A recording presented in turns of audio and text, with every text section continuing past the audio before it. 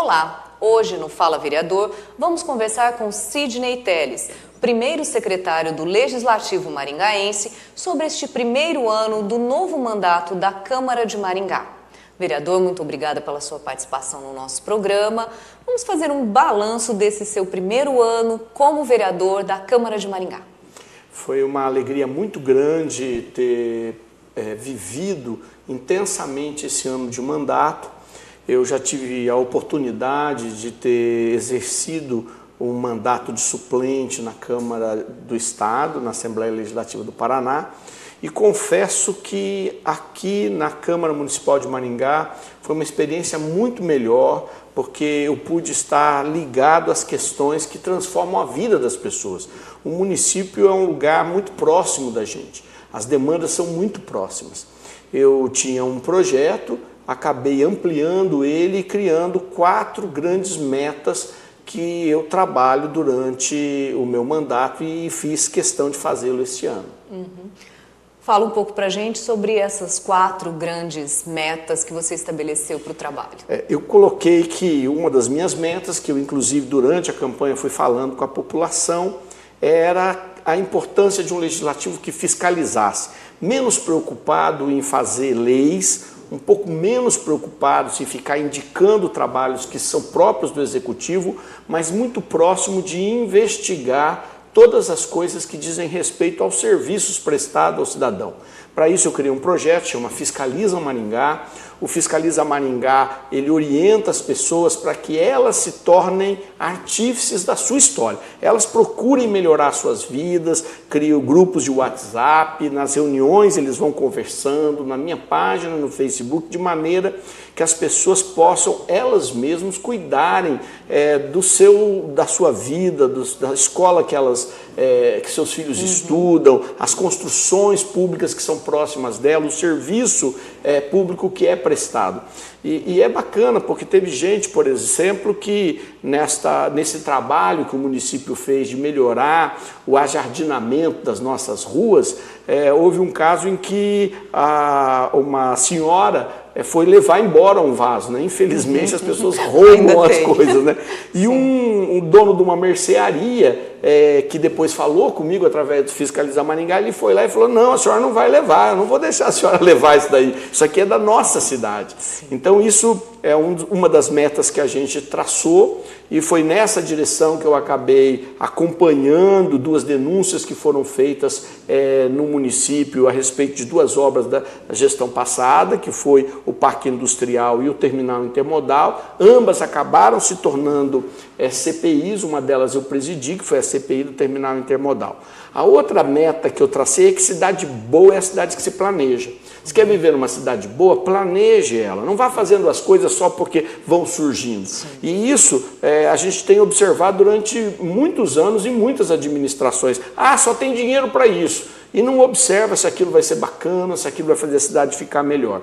E nessa busca de fazer uma cidade planejada, eu tive a oportunidade de trabalhar para rever determinadas áreas cujo uso e ocupação de solos estavam inadequados, Parque Bandeirantes, ou era da Avenida Colombo.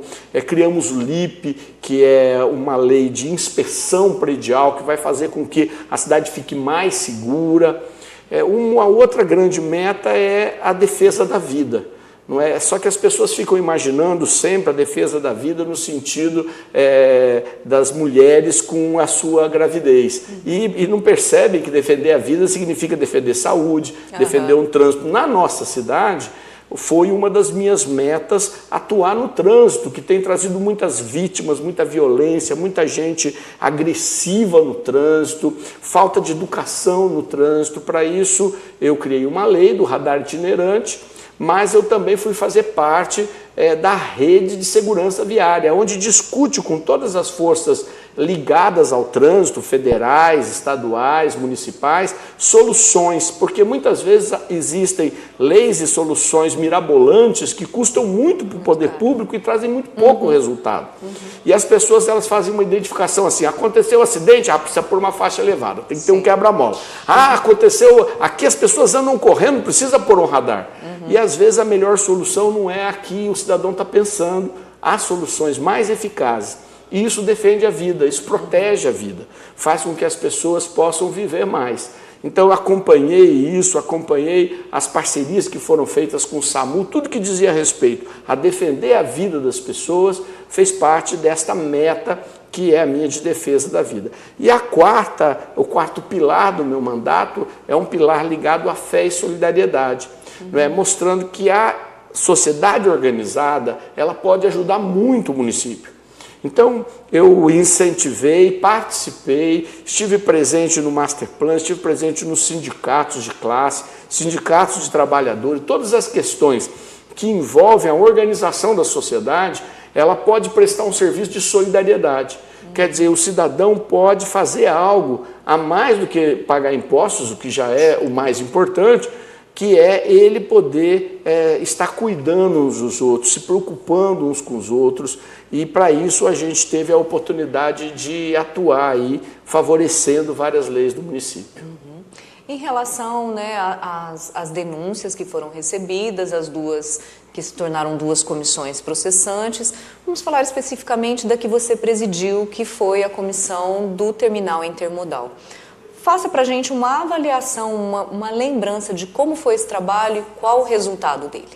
Olha, veja, dentro daquela visão do Fiscaliza Maringá, eu tenho tido a oportunidade de acompanhar denúncias, verificar aquelas que eram pertinentes e acabar sendo presidente de uma comissão de investigação, de uma CPI, foi importante para a visão do mandato e para demonstrar para a sociedade que um vereador pode fazer muita diferença. Então, todos os membros da CPI, não só eu, evidentemente, trabalhamos muito. Nós fomos ver como é que estavam as pessoas nos abrigos de ônibus. Ficamos perplexos de ver que não se havia feito nenhum planejamento de como as pessoas iam ficar durante os 3 anos de construção. Segundo, como é que o organismo público conseguiu ficar parado para tomar uma decisão a respeito de um serviço que havia questionamento, que era a profundidade das sondagens, sendo que esse serviço nem era do município, era terceirizado, o autor do projeto é que era responsável, ele tinha que ter resolvido rapidamente, o município não tinha que contratar ninguém. Então tudo isso os vereadores conseguiram fazer destravar, então aquelas obras que estavam paradas avançaram, puderam voltar a ter o andamento necessário sem parar a investigação. Tivemos que chamar aqui nessa casa secretários, ex-prefeitos, inclusive um ex-prefeito que nunca tinha vindo à casa, não é 4 anos de mandato, nunca tinha vindo a esta casa. O vice-prefeito é que o representou nas vezes que foi preciso. E teve que acabar vindo para poder dizer, olha, porque todo mundo dizia, não sou eu, é o outro, não sou eu, é o outro. Para ele vir aqui e dizer quem de verdade decidiam as coisas.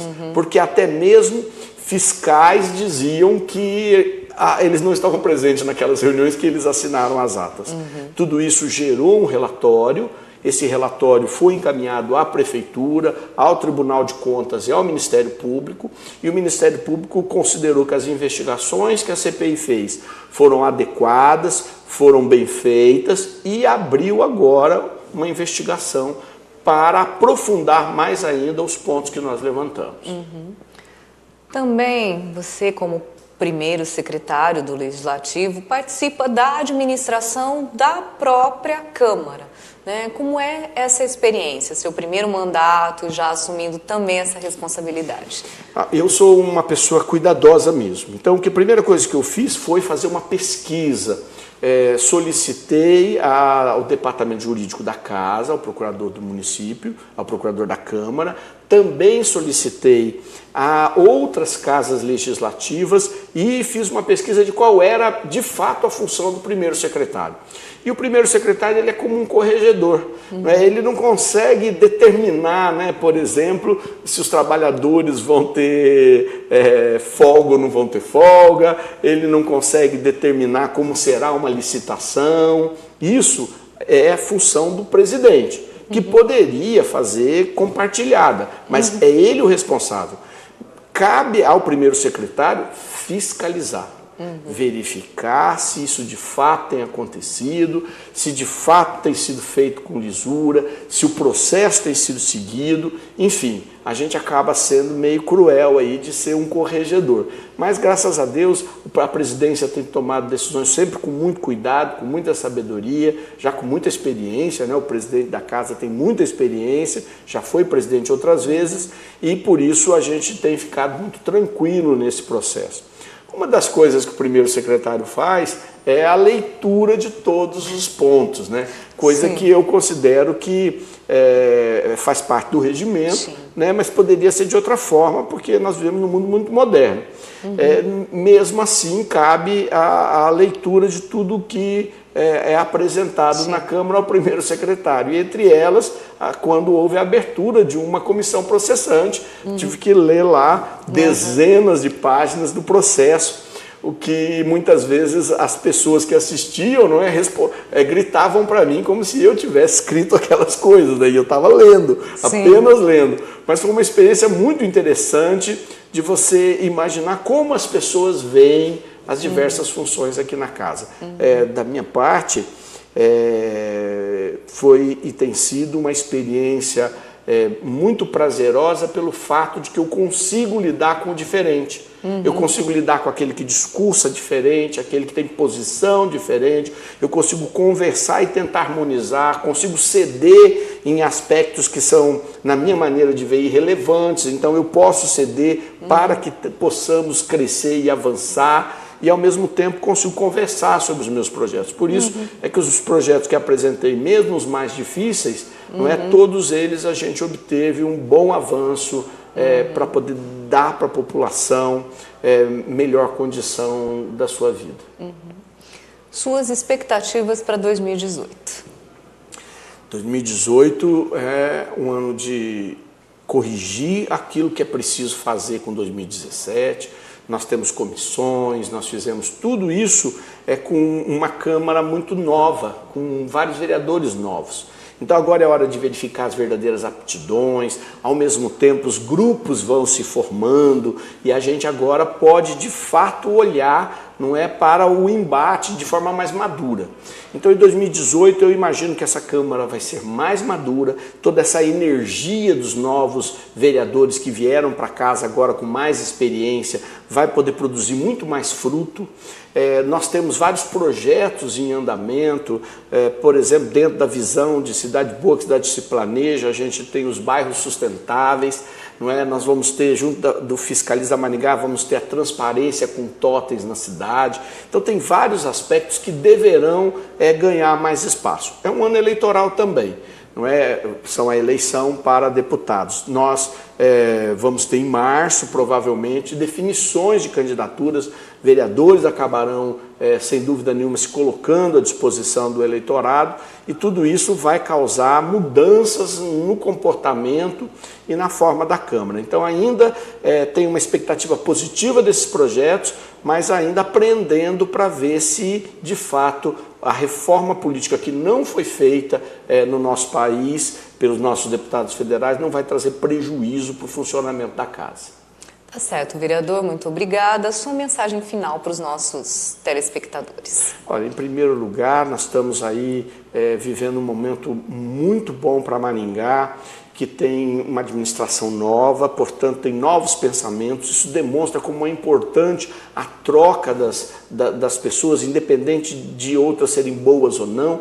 Trocar é sempre bom, traz novos pensamentos, novos projetos, e é o que eu desejo para a população. Que 2018, tudo aquilo que a gente sofreu com 2017 tão difícil, com tantas perdas para o nosso país, sejam recuperadas pela força de uma sociedade que se organiza e de políticos com ideias novas. Muito obrigada, vereador, pela sua participação. Essa e outras entrevistas você assiste também no nosso canal no YouTube, no endereço TV Câmara Maringá.